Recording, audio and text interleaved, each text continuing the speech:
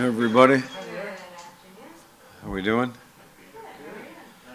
Better than you probably, but the news that we got Lindy today, it's not good. Yeah, no, that's not good news. It's always tough losing players, and a guy like Lindy is tough. He plays the game really hard for us and really valuable piece. So that's tough. At the end, it is a preseason game. I mean, are you like, how do you view a guy getting injured in a fight in a preseason game? Is that okay? No, I mean I don't want to lose players. You know, nobody wants to lose players. It's never okay. He's an important piece to our team, our core, our leadership group, and you know the way he plays the game on the ice. He's an important part. Those pieces are hard to replace, and so you know you're never good with something like that. Do you expect to start the season without him? You know, right now he's listed as week to week, so I'm not sure.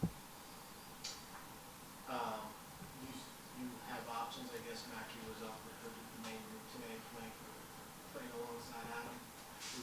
Would he be an option to step in for Ryan? Well, it's training camp right now, so I mean everybody's an option. There's when like the regular season, when one guy goes down, even when it's not training camp, players in Hartford are doing what they need to do to be the guy that gets their name mentioned when we do need to fill a hole or replace a player. And so there's a lot of guys that are still working to try and show that they can fill that spot.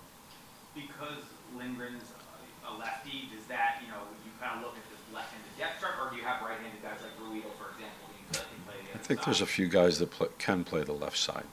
Yeah. And Ruido has done some of both, I believe, right, in his career? I think he's done probably a little bit of both, yeah. Is Mancini someone who can play both, or is he primarily just right I side? believe he's played the left before as well.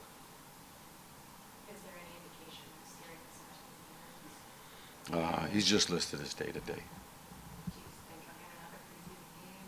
Or? I hope so. Yeah, I hope so. We saw you doing PK work. I want to ask a little bit about that. Yeah. You got, we talked about a lot of the same personnel being back, but Gaudreau was obviously really big for you guys in the PK in particular last season.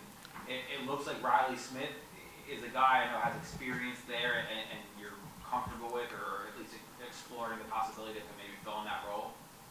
Yeah, he's somebody who's done that in the past and somebody that we're looking at for that. You know, oftentimes when we do power play penalty kill, we focus a little bit more on the power play than we do the penalty kill, and penalty kill's done sometimes more by video. We do work on it once in a while, but it seems like the power play gets the attention. And today we just wanted to make sure that we weren't worried about the power play. Power play will have a day, not today, but they'll have another day and many more that's focused on them. Right now it's just about the penalty kill. We have new players here, new defensemen, new forward, Sam Carrick too, a guy that wants to get in the mix.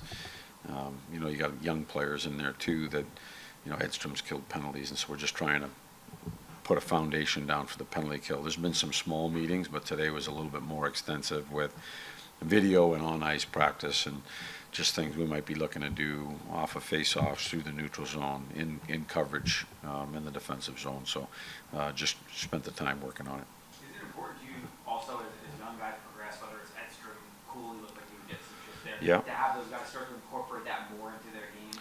Well, I mean, they probably have done things in the past in these areas, but as you move up levels, it becomes a little bit more challenging. And I think that when you can get guys to fill different roles and they can become good at it, it keeps them involved on the bench. If you're not on the power play and you're not on the penalty kill, somebody looks at your minutes and you say, well, you only played them 11 minutes. And then you look at Trocheck's or Zibanejad's even strength minutes, and they're 12 or 13. Like, there's not that great of a difference where the minutes come in and the involvement in the game is to stay on those specialty teams. Guys that get up into the 21 minutes or the 24 minutes, that's the guys that play both positions. They do the power play, the penalty kill, and the 5-on-5 play. So to grab hold of something that keeps you in the lineup, it keeps you moving on the bench, it keeps you in the game a little bit more. So guys are getting an opportunity and getting a look.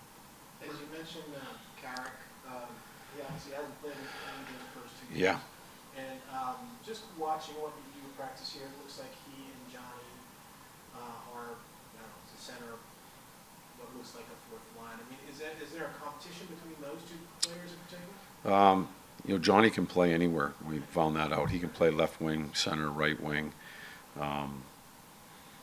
So that's, to me, they're both guys that have been in the NHL and played here, and it's just a matter of having 13 players, and so they're repping in and subbing. It doesn't always have to be center for center. Johnny can go in and play on the left wing, he can play on the right wing, and so we're just kind of moving 4 guys through that line. On a similar note, I was wondering about this. Rempe and Edstrom, when we saw them in the NHL, it was wing last season, but I know earlier in their careers they've had center experience. Between those two, are you more comfortable with one at center? Do you feel like, one is maybe more equipped to do it at this level? Rempe played a little bit of center last year in the American League, and he's not bad in the face-off circle. And I believe he took some shifts last night where he just popped in maybe for a shift or two because we were down. But then, or that was the plan anyway. I think Phil came back shortly after that, so we fulfilled our 4 centers again. But Rempe's a guy that's had a little bit of experience there.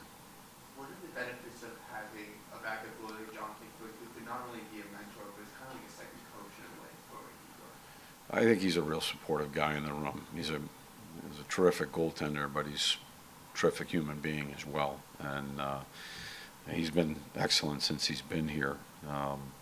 He's also a competitor. I mean, he wants to play. You can tell by the way he practices that, he wants to play. And when he gets in there, he's done the job for us. So it's nice to have a guy like that. If I could follow up on something that Vince just talked about. Edstrom's name comes up. Has a goal last night, 2 goals in the 2 rookie games. I mean, is he kind of catching your eye in a way that, that maybe coming into camp we might not have expected? Is he making more of a... Well, I mean, I think we were expecting him just based on what he did last year to come in and try and take steps forward. And so, to answer your question, yeah, he catches people's eye the way he's playing. Peter, how has Mancini been able to come along so quickly where now he's part of this first group and Just- giving himself a shot? Just based on play. I said that before camp started. I said our eyes are open, and we're just watching games. We're watching rookie games. We're watching practices. We're watching scrimmages. We're watching exhibition games. And then all of a sudden something really unfortunate happens like it did last night. And so we lose a guy for a few weeks, and we need to just have people come in and replace that. And so I think his camp has been really good. So we pulled him up and put him into our practice today. What do you see in his skill set that allows He's a big guy that can move. Like he's got an escapability about him on the back end where he can get himself out of a little bit of trouble, still maintain possession of the puck and make a good first pass.